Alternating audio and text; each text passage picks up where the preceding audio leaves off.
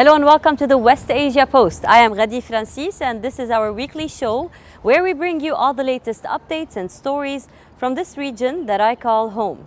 Our top story today is from Iran.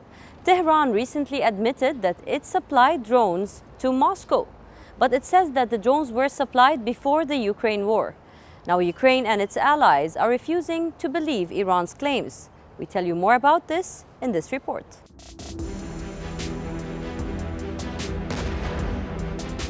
For a while now, Iran has been accused of supplying Shahed 136 kamikaze drones to Russia. The US, UK, EU and even Switzerland have imposed sanctions on Iran for supplying the drones. Ukraine and its allies said that Russia was using the drones to target civilians and energy infrastructure. We'll take you through a timeline of the accusations. When it was first accused, Iran had rubbished the allegations. Unfortunately, news is published that stems from political goals and largely is developed upon by Western media. Just as it has countlessly announced, the Islamic Republic of Iran is not on any side of the war between Russia and Ukraine. The Islamic Republic of Iran has not exported any weapon to any side of the war. This denial was in mid-October. Iran said it had not exported any weapon to any side of the war. Ukraine and its allies did not believe Iran. Kiev moved to downgrade diplomatic relations with Tehran. The US imposed sanctions on Iranian drone makers. Russia said it had no information on the use of Iranian drones. Then came accusations that Iran had sent military personnel to Crimea to help Russian forces operate the drones. At the United Nations, Ukraine and its allies wanted an investigation into the origins of the drones Russia was using. Russia tried to block the investigation and said the drones it was using weren't Iranian. No arms transfers in violation of Resolution 2231 have been ever conducted by Iran, and no drones were supplied by Iran to Russia for the use in the conflict in Ukraine. And I would recommend that you do not underestimate technological capabilities of the Russian drone industry. I can tell you, we know what we do and we know how to do it. A few days later, Iran's foreign minister made the following statement. We invite the Ukrainian officials to provide any evidence of this allegation in a bilateral summit of technical experts. Iran's stance on Ukraine is to not arm the parties of the war. We oppose the war in Ukraine.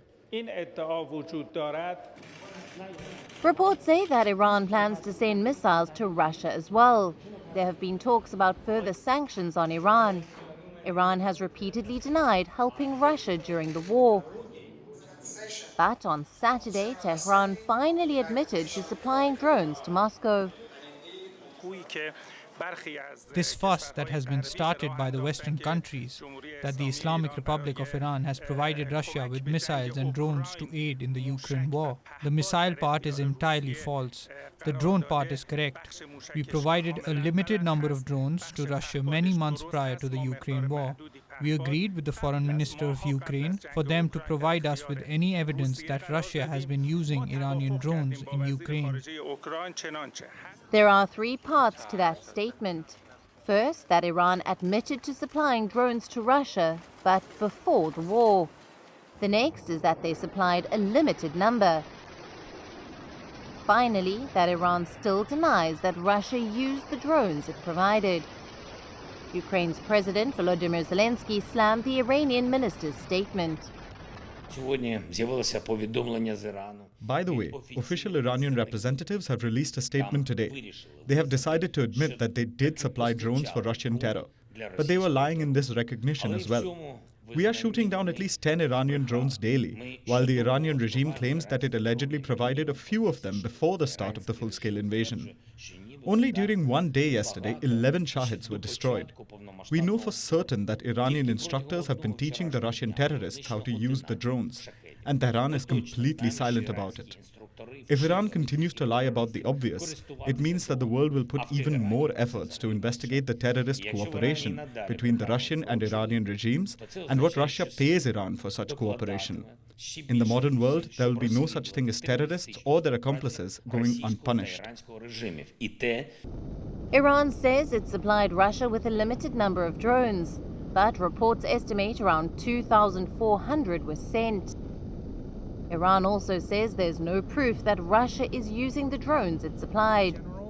But Russia does not want the UN to investigate the drone wreckage. As things stand, the accusations of Tehran helping Moscow are going to keep getting louder. West Asia Bureau, WION, World is One.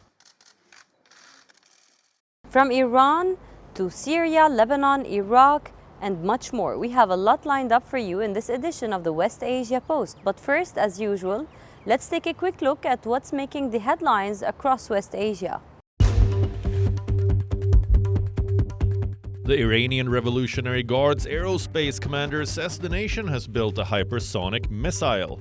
Hypersonic missiles can fly at least 5 times faster than the speed of sound and on a complex trajectory. Yemen's Saudi-backed government has accused Iran-backed Houthi rebels of a drone attack on the southern Qina port. Hostilities between the two sides had resumed after a US-brokered truce expired on October 2nd. Talks to renew the truce are ongoing. Far-right Israeli politician Itamar Ben-Gvir has been criticized for attending a memorial service for the founder of the Kutch movement. The Kutch movement is considered a terrorist organization by the US and Israel. Ben-Gvir is expected to get a cabinet post when Benjamin Netanyahu forms Israel's next government. Israel and Jordan have signed a memorandum of understanding for a water for energy deal. The deal states that Jordan will build 600 megawatts of solar power capacity that will be exported to Israel. In return, Israel will provide water-scarce Jordan with 200 million cubic meters of desalinated water. A Middle East Airlines flight from Jordan was landing in Beirut when it was hit by a stray bullet. No injuries were reported. The Middle East Airlines chairman claimed that several stationary planes are hit by stray bullets every year, but this was the first such incident while a plane was moving.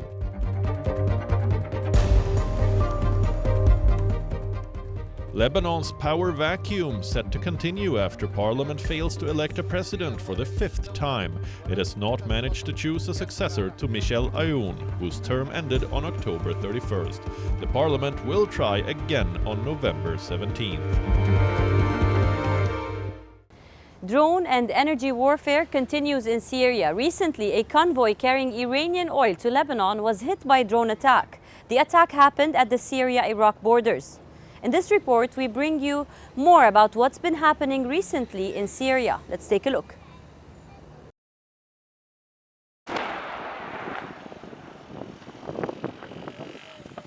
Syria has been a war zone for over a decade. Multiple foreign actors have been involved in the nation's conflict.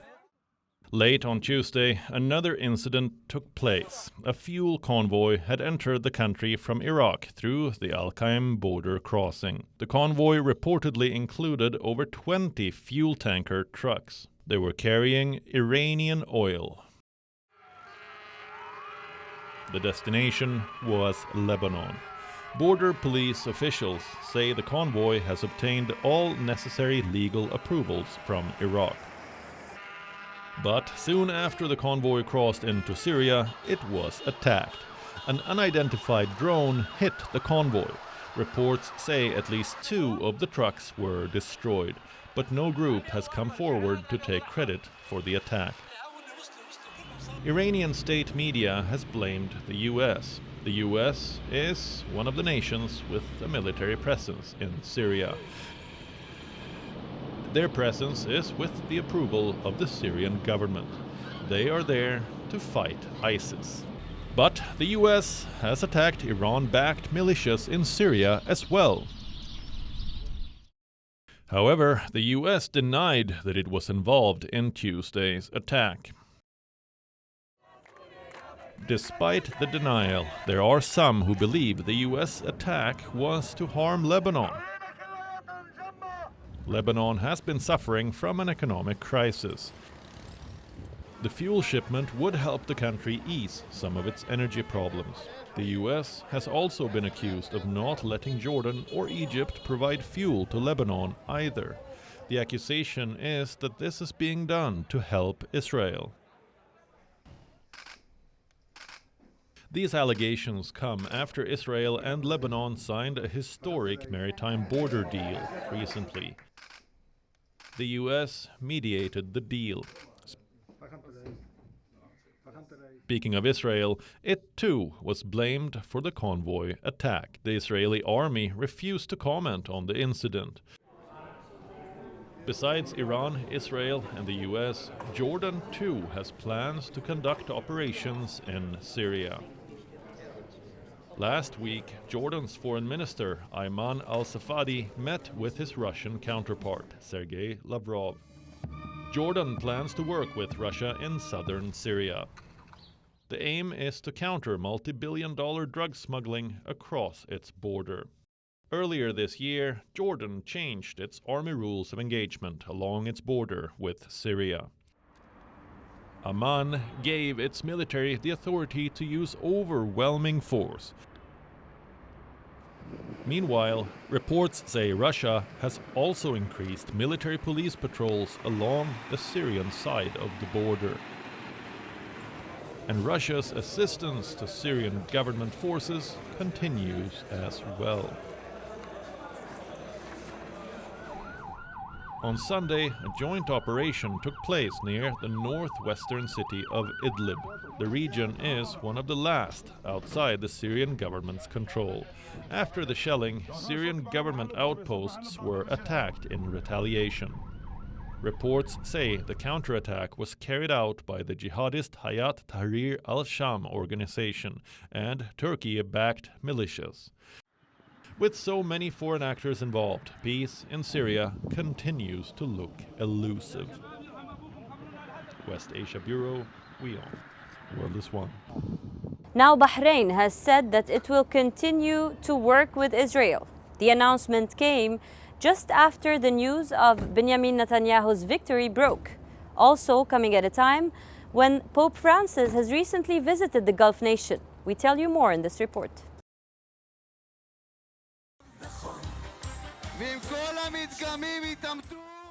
On Saturday, it was almost certain that Benjamin Netanyahu would return as Israel's prime minister. He was set to helm the most right-wing government in Israel's history. His return sparked fears of increased tensions with Israel's neighbors, but Bahrain expected Netanyahu's return. The kingdom said it would continue to build its relationship with Israel. The diplomatic advisor to Bahrain's king said that the agreement with Israel was part of the Abraham Accords. Bahrain said it would stick to the agreement. Remember, Bahrain signed the Abraham Accords in 2020. Netanyahu was Prime Minister of Israel at the time. The Accords brought about the normalization of relations between the two states. The nations had also agreed to work together on regional security. Both Israel and the Gulf nations have security concerns regarding Iran. The regional rivalry is one of the reasons that relations between Israel and Gulf states have thawed in recent years. On Saturday too, regional security was mentioned. The king's advisor spoke about a common defense against any regional threat. A common defense strategy has been brought up before. When US President Joe Biden had visited West Asia in July, US and Israeli officials had raised the idea of an integrated West Asian air defense system. The US has security ties with Gulf states and had brokered the Abraham Accords in 2020. Bahrain is also the base for the US Navy's 5th Fleet. But relations aren't just restricted to military cooperation.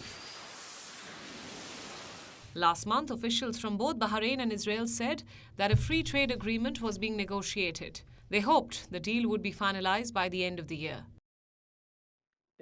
Bahrain has also been making other diplomatic outreaches lately. The kingdom hosted the Pope last week. It was the Pope's second visit to a Gulf nation after his 2019 visit to the UAE. While in Bahrain, the Pope conducted a papal mass which drew in more than 30,000 people. Pope Francis was there to foster better ties with the Islamic world. I believe that increasingly we need to encounter one another, to get to know and to esteem one another, to put reality ahead of ideas and people ahead of opinions, openness to heaven ahead of differences on earth. We need to put a future of fraternity ahead of a past of antagonism, overcoming historical prejudices and misunderstandings in the name of the one who is the source of peace. West Asia Bureau, WION World is One. Qatar World Cup is under the scanner once again. A Qatari World Cup ambassador called homosexuality a damage in the mind. Now LGBTQ football fans are worried about their safety. We bring you more. In Qatar, homosexuality is illegal. It is punishable by death. LGBTQ football fans have been worried for their safety. World Cup organizers have repeatedly tried to assure them that they will be safe. And let me repeat it clearly. Everyone will be welcomed to the tournament, regardless of their origin, background, religion, gender, sexual orientation, or nationality. No matter your race, your religion, your social and sexual orientation, you are most welcome. And Qataris are ready to receive you with the best hospitality that you can imagine.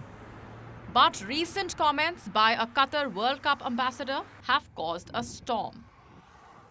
The ambassador is former Qatari international player Khalid Salman. He was giving an interview to a German television channel. When asked about homosexuality, he called it damage in the mind. The interview was immediately stopped, but the damage had been done. On Tuesday, protests took place outside the FIFA Museum in Zurich, Switzerland. Yesterday, the official Qatari World Cup ambassador said that being gay is a sin and that LGBT plus people are mentally ill. Also, just a week ago, the Qatari foreign minister said that anybody who criticizes the LGBT plus human rights record of Qatar is arrogant. And the president himself, Infantino, just a few days ago wrote a letter to participating teams saying that they should not place ideology over football. But we're here to say that we're not an ideology.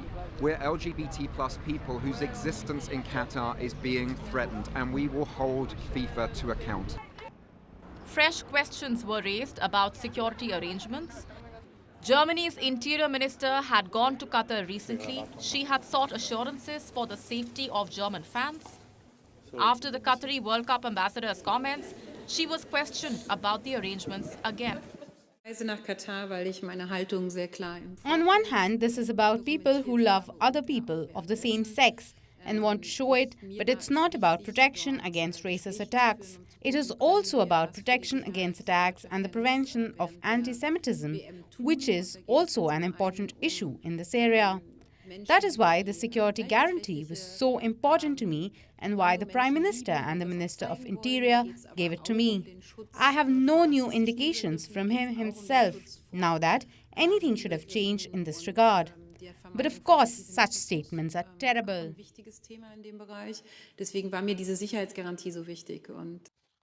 Qatar's Prime Minister has guaranteed the safety of fans, but fans have also been warned not to engage in public displays of affection. We will not stop anybody from coming, visiting and enjoying the football, but I want also everybody to come and understand and enjoy also the culture, to see different cultures as well. We all live in one planet, but each of us have different cultures. We welcome everybody, but also we expect and we want people to respect our culture.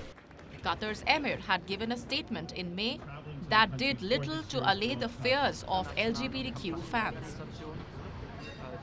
Now, this latest incident has heightened worries. That too, just days before the tournament will begin. West Asia Bureau, WION World is One. And now to a special part of the West Asia Post. We bring you an exclusive ground report from Beirut, the capital of Lebanon, the city I'm currently standing in. You know, we always have reported about the rising inflation, the prices of the imported goods, the economic crisis in Lebanon, but also there's the resilience. Beirut is home to rich culture and tradition. In the next report, we take a look at some local initiatives, handmade and homemade goods that are being sold by women. Let's take a look.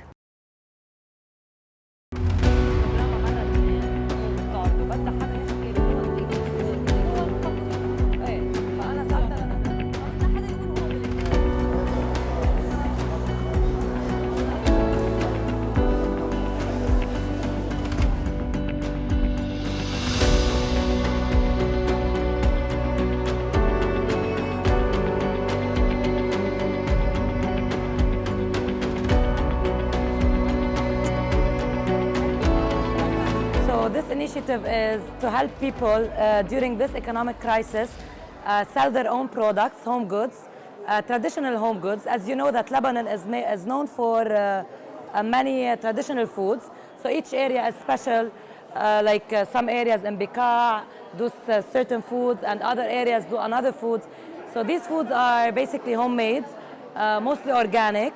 And due to the economic crisis, people are not able to access or buy imported goods due to the increase of prices. So they are tending to buy more local products. So that's why we are helping small families and local businesses to develop and sell their own products.